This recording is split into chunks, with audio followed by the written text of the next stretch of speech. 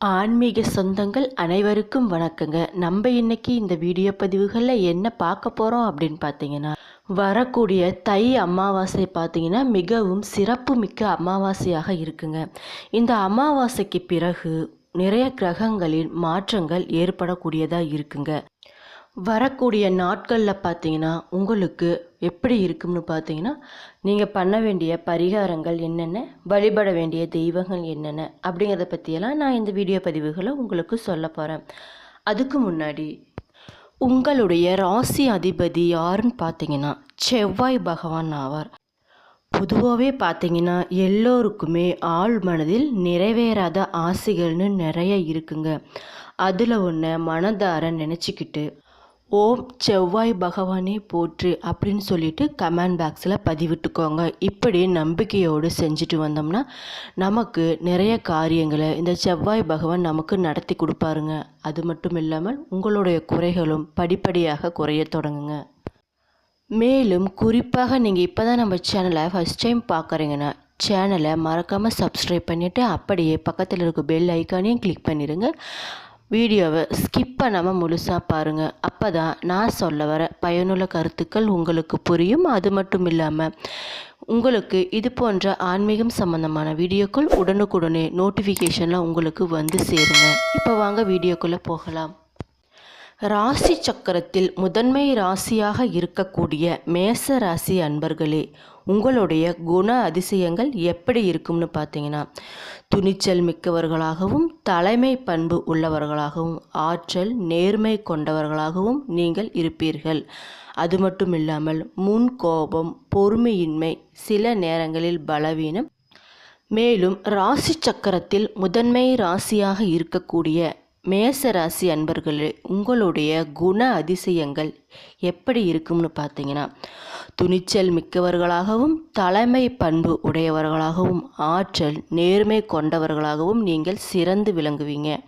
அது மட்டும் இல்லாமல் முன்கோபம், பொறுமையின்மை, சில நேரங்களில் பலவீனமாக இருத்தல், இராணுவ விளையாட்டு, பொறியியல், அரசு துறைகளில் நீங்கள் மிகவும் சிறந்து விளங்குவீர்கள். சிவப்பு நிறம் செவ்வாய் கிரகம் அதிபதி அப்படிங்கிறதுனால காதல் நட்பில் நேர்மையாக இருப்பீர்கள். ஆனால் சில நேரங்களில் பார்த்தீங்கன்னா பிடிவாத குணம் உங்களுக்கு நிறையவே இருக்குங்க. இப்படிப்பட்ட குண அதிசயங்கள் நிறைந்த உங்களுக்கு வரக்கூடிய தை அமாவாசைக்கு பிறகு நடக்கக்கூடிய நற்பலன்களில் என்ன, நீங்கள் பண்ண வேண்டிய பரிகாரங்கள் என்னென்ன, வழிபட வேண்டிய தெய்வம் அப்படிங்கிறத பற்றியெல்லாம் இந்த வீடியோ பதிவுகளில் நான் உங்ககிட்ட சொல்ல போகிறேன். வரக்கூடிய நாட்களில் உங்களுடைய லட்சியங்கள் அனைத்துமே நிஜமாகும் ஒரு ஆண்டாக இருக்குங்க. அவர்களின் எண்ணங்கள் நிஜ வாழ்க்கையில் பிரதிபலிக்கக்கூடியதாக இருக்குது.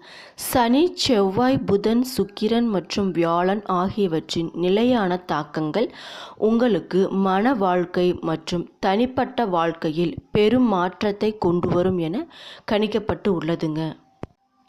அந்த வகையில் பார்த்தீங்கன்னா உங்களுடைய தொழில் எப்படி இருக்கும்னு பார்த்தீங்கன்னா, வாழ்க்கையில் எதிர்பார்த்த மாற்றங்களுக்கான பொருளாதார நிலை எதிர்பார்ப்புக்கு அதிகமாகவே ஏற்றம் காணக்கூடியதாக இருக்குங்க. ஆண்டின் தொடக்கத்தில் செலவுகள் அதிகரிக்கும் நிலையிலும் இரண்டாம் பாதியில் உங்கள் நிதி நிலை எதிர்பார்த்த நிலையை அடையக்கூடியதாக இருக்குங்க. அது மட்டும் இல்லாமல் உங்கள் புத்திசாலித்தனத்தால் செலவுகளை திட்டமிட்டு செய்து பொருளாதார நிலையையும் நீங்கள் மேம்படுத்துவீர்கள். சமூகத்தில் பார்த்தீங்கன்னா உயர் அந்தஸ்து கிடைக்கக்கூடியதாக இருக்குங்க. சமூகம் சார்ந்த முக்கிய நிகழ்வுகளில் உங்கள் மதிப்பும் மரியாதையும் நிறைய அளிக்கப்படக்கூடியதாக இருக்குது. செவ்வாய் கிரகத்தின் பார்வை உங்கள் வாழ்க்கையில் திடீர் செலவுகளை அதிகரிக்குங்க. முன்னெச்சரிக்கையாக இருக்க வேண்டிய விஷயங்கள் நிறைய இருக்குது. கவனமாக செயல்பட்டுக்கோங்க. வரக்கூடிய நாட்களில் உங்களுடைய காதல் மற்றும் திருமண வாழ்க்கை எப்படி இருக்கும்னு பார்த்தீங்கன்னா, உறவில் ஆழமான உரையாடல்கள் அதிகரிக்குங்க. தொடர்பான திட்டமிடலும் அதிகரிக்குங்க. அது மட்டும் இல்லாமல் காதல் உறவில் மட்டுமல்லாமல் மன வாழ்க்கையிலும் எதிர்பார்த்த மாற்றங்கள் நிறைய ஏற்பட வாய்ப்பு இருக்குங்க. உறவில் காணப்பட்ட மனஸ்தாபங்கள் மறைந்து மகிழ்ச்சியான தருணங்கள் அதிகரித்து காணப்படுங்க. இந்த வரக்கூடிய 2026ஆம் ஆண்டின் முற்பகுதியில் ஒரு நற்செய்தியை நீங்கள் எதிர்பார்க்கலாம். ஆண்டின் முதல் பாதியில் காணப்படும் மகிழ்ச்சி இறுதி வரை உங்களுக்கு நீடிக்கக்கூடியதாக இருக்குங்க. உங்களுடைய தொழில் வாழ்க்கையில் ஆளுமை பண்புகளை மேம்படுத்தும் மற்றும் ஆதிக்க நிலையை கொண்டு வரும் ஒரு காலமாக வரக்கூடிய நாட்கள் இருக்குது. அது மட்டும் இல்லாமல் பணியிடத்தில் காணப்பட்ட பிரச்சனைகளுக்கும் நிறைய தீர்வு இருக்குங்க. செவ்வாய் கிரகத்தின் நேரடி பார்வை உங்கள் எதிர்பார்ப்புகளை பூர்த்தி செய்யும் வகையில் இருக்குங்க. லட்சியங்களை அடையும் வழிகளையும் கொண்டு வரக்கூடியதாக இருக்குது.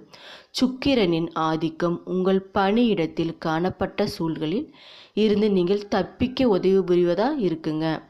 அது மட்டும் இல்லாமல் நிறைய சவால்களை எதிர்கொள்ளும் ஒரு காலமாகவும் சவால்களில் இருந்து வாழ்க்கை பாடங்கள் கற்று வெற்றியை தனதாக்கும் ஒரு காலமாகவும் இது பார்க்கப்பட்டு வருது. வியாபாரத்தில் கிடைக்கும் போதுமான வருமானம் உங்கள் நிதி நிலையை மேம்படுத்தக்கூடியதாக இருக்குங்க. தொழிலை அடுத்தடுத்த கட்டத்திற்கு கொண்டு செல்லும் வாய்ப்புகளையும் கொண்டு வரக்கூடியதாக இருக்குது. வரக்கூடிய நாட்களில் உங்களுடைய ஆரோக்கியம் எப்படி இருக்கும்னு பார்த்தீங்கன்னா, செவ்வாய் கிரகத்தின் ஆதிக்கம் தீராத நோய்களுக்கும் தீர்வு காணும் வழிகளை கொண்டு வருங்க. பணியிடத்தில் காணப்படும் அலைச்சல் உங்களை சோர்வடைய செஞ்சாலும் இந்த அலைச்சலை சமாளிக்கவும் உடல் ஆரோக்கியத்தை பாதுகாக்கவும் நிறைய வாய்ப்புகள் இருக்குங்க. குரு பெயர்ச்சியின் தாக்கம் உங்களுக்கு எப்படி இருக்கும்னு பார்த்தீங்கன்னா, மேச ராசியில் பிறந்தவர்களுக்கு நேர்மறையான பலன்களை கொண்டு வருதுங்க. குறிப்பாக கல்வி சார்ந்த துறையில் இருக்கும் நபர்களுக்கு எதிர்பார்த்த நற்பலன்களை கொண்டு வரக்கூடியதாக இருக்குது. அறிவு சார்ந்த பணிகளில் இருக்கும் நபர்களுக்கு எதிர்பார்த்த நற்பலன்களையும் கொண்டு வரக்கூடியதாக இருக்குது. பள்ளி மற்றும் கல்லூரி செல்லும் மாணவர்கள் தங்கள் கல்வி விஷயங்களில் நிலையான வெற்றியை காண்பீர்கள். வெற்றியில் தாமதம் காணப்பட்ட நிலையிலும் இறுதியில் எதிர்பார்த்த திருப்பம் உங்களுக்கு கிடைக்கக்கூடியதாக இருக்குங்க. மார்ச் ஏப்ரல் மாதத்தில் உங்கள் எதிர்பார்ப்புகளை பூர்த்தி செய்யும் விஷயங்கள் உங்கள் வாழ்க்கையில் நிறைய நடக்க இருக்கு. குறிப்பாக பார்த்தீங்கன்னா, போட்டித் தேர்வில் வெற்றி பெற்று அரசு பணி எதிர்பார்த்து காத்திருக்கும் உங்களுக்கு ஒரு நற்செய்தி கிடைக்கும் வாய்ப்பு நிறைய இருக்குங்க. கவனமாக இருக்க வேண்டிய விஷயங்கள் என்னன்னு பார்த்தீங்கன்னா, அலட்சியமாக செயல்பட்டு எந்த ஒரு காரியத்தையுமே செஞ்சீங்கன்னா அது தலைகீழாக மாறிடுங்க. உங்கள் எதிர்பார்ப்புகள் அனைத்துமே கேள்விக்குறியாக மாறக்கூடியதாக ஆகிரும். வாழ்க்கையில் பிரச்சனைகள் அதிகரிக்கும். உங்கள் தன்னம்பிக்கையை குறைக்கும் விஷயங்கள் நிறைய நடக்க இருக்கனால கவனமாக இருந்துக்கோங்க.